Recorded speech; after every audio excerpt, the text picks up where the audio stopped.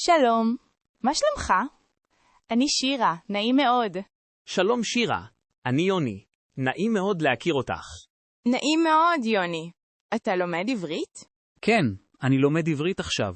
זה לא קל, אבל זה מעניין מאוד. כל הכבוד, יוני. מאיפה אתה? כמה זמן אתה בישראל? אני מאיטליה, ואני גר עכשיו בישראל. אני בישראל כבר 3 חודשים. 3 חודשים זה לא הרבה זמן, ואתה כבר מדבר עברית טוב. תודה, אני לומד עברית כל הזמן. ומאיפה את שירה? אני עליתי לארץ מארצות הברית לפני 10 שנים. וואו, זה הרבה זמן. את כבר מדברת עברית כמו שפת אם. תודה רבה, זה מאוד נחמד לשמוע מחמאה כזאת. מה אתה עושה בחיים? אני סטודנט למשפטים באוניברסיטה העברית בירושלים. זאת השנה הראשונה שלי בלימודים, ואני חולם להיות עורך דין. ומה את עושה?